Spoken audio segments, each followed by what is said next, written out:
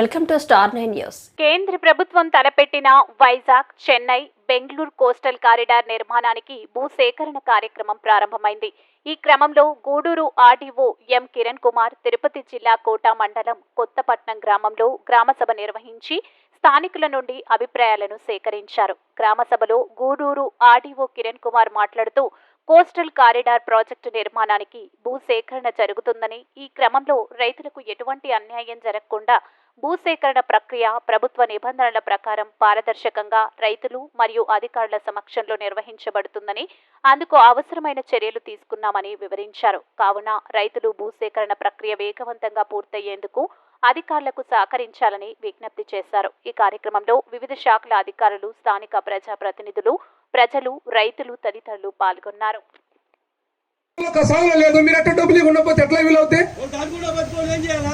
కాబట్టి మేము చెప్తున్నాం కదా, 2018లో జరిగింది, 2020 రికార్డు తీయండి. మీరు చేసిన చెప్పండి. మీ యొక్క రెవెన్యూ రికార్డు లేదా? 21లో జరిగింది, 18లో జరిగింది. సర్వే జరగలేదు చెప్పండి. పంచాయతీలో ఒక్కరు కూడా మాట్లాడినట్టేమే. 18లో జరిగిన ఏ రైతు ఎన్ని సంవత్సరాల నుంచి ఏం సాగు చేస్తున్నారనే డీటెయిల్స్ పని చేయండి సార్. గూగుల్ మ్యాప్ తీసుకోండి, గూగుల్ మ్యాప్ తీయండి, చూద్దాం ఎక్కడెక్కడ ఏముండదు చూద్దరు. గూగుల్ మ్యాప్ టెక్నాలజీ ఉంది కదా, టెక్నాలజీ ప్రకారం తీయండి. గూగుల్ మ్యాప్ ప్రకారంగా ముంతమావిడి చెట్లు ఉన్నాయి, సౌకు చెట్లు ఉన్నాయి, ఒక జామాల చెట్లు ఉన్నాయి, అన్ని ఉన్నాయి. ఇలా చూడండి ఒకసారి. అట్లనే ప్రసాద్ గారు, ఇప్పుడు వచ్చే ఇబ్బంది ప్రతి ఎకరాకి ఇవ్వాల్సిందే. ప్రతి ఎకరాకి మీరు డబ్బులు ఇవ్వకపోతే మీ సర్వే చేయాల్సిన అవసరం లేదు సార్. మాకు లేదు చెప్తాం. మొన్న ఇంకో విషయం చెప్తున్నాము, మా ఏపీఎస్ వాళ్ళకి చెప్తున్నాము. 2008లో భూమి తీసుకున్నాం సార్. అదేమన్నా మీరు ఇప్పుడు ఏమైనా పరిస్థితులు పెట్టారా? మీరు పెట్టారా చెప్పండి. ఎందుకని 2000 ఎందుకు? ఇప్పుడు ఎంత సార్ టైము? ఏం చేశారు చెప్పండి. అప్పటి నుంచి భూమి తీసుకున్నారు కానీ మమ్మల్ని కనీసం సాగులో కూడా చేయలేము. మమ్మల్ని ఈ రోజు ఒక్కొక్క ఎకరా బంగారు పడుతుంది సార్. మాకు ఎక్కడ సార్ కొంత 2008లో తీసుకున్న ల్యాండ్ చేయలేదు సార్. చాలా వరకు చేయనిట్లా, ఫోటోలు చేయనిట్లా, వాళ్ళు వచ్చి కొంచెం ఇబ్బంది చేశారు. ఇప్పుడు చేస్తాం సార్, ఓకే చేస్తాము. ఇప్పుడు చేయడానికి అక్కడ పర్మనెంట్ అసెట్స్ కావాలి, సోలార్ కావాలా, లేదంటే కరెంట్ కావాలా. మాకు సర్టిఫికేట్ ఎవరు ఇస్తారు? కరెంట్ కావాలంటే సర్టిఫికేట్ రావట్లే. కరెంటు సర్టిఫికేట్ ఎట్లా వస్తారు చెప్పండి? మీ ఏపీఎస్ అని ఇస్తే మాకు ఇస్తారా కరెంట్ సర్టిఫికేట్? మీరు చెప్పండి సార్. మరి సాగు ఎట్లా చేస్తారు?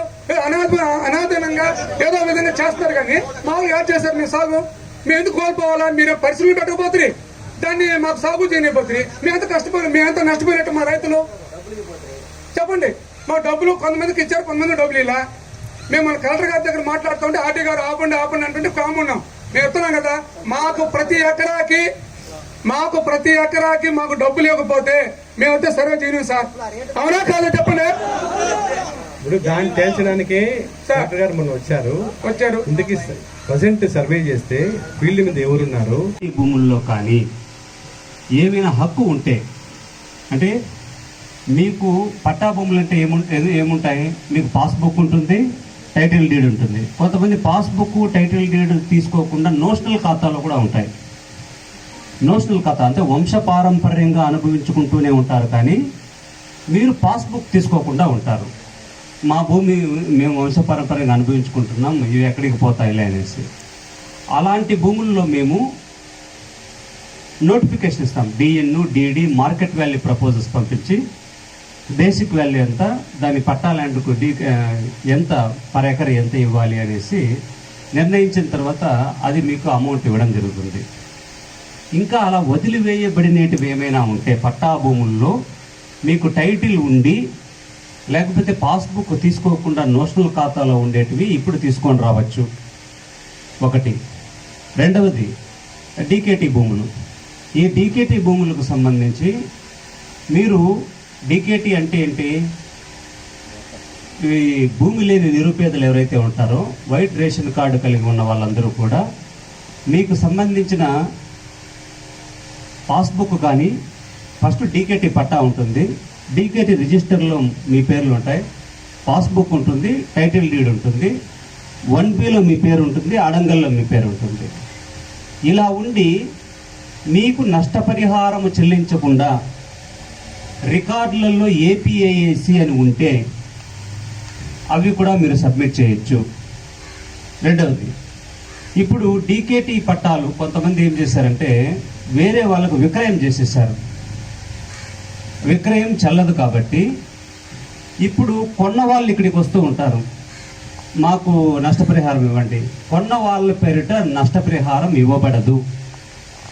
ఏమైనా ఉంటే రికార్డుల్లో ఎవరి పేరైతే ఉందో వారి పేరు మాత్రమే మేము అమౌంట్ ఇవ్వడానికి అవకాశం. మీరిద్దరు ఏమైనా మాట్లాడుకోండి. Next government land. ఈ గవర్నమెంట్ ల్యాండ్లోనే మనకు ఇప్పుడు వచ్చిన సమస్య అంతా. కొత్తపట్నంలో దాదాపు 424 ఎకరాలు డీకేటీ గవర్నమెంట్ ల్యాండ్ ఉంది. ఈ గవర్నమెంట్ ల్యాండ్లో 2008లో మనకు రెవెన్యూ రికార్డుల ప్రకారము ఈ భూమి అంతా ప్రభుత్వ భూమిగా ఉండడం వల్ల ఆన్ పేపర్ మీకు సిబిఐసి చెన్నై బెంగళూరు ఇండస్ట్రియల్ కారిడార్కి ఇవ్వడం జరిగింది. ఆన్ పేపరే ఇచ్చారు. ఆన్ పేపర్ ఇచ్చిన విషయము మీకు రైతులకు తెలిసిండకపోవచ్చు. కానీ రైతులు 2005 సంవత్సరం నుంచి 7 విడతల భూ పంపిణీ కార్యక్రమం జరిగింది.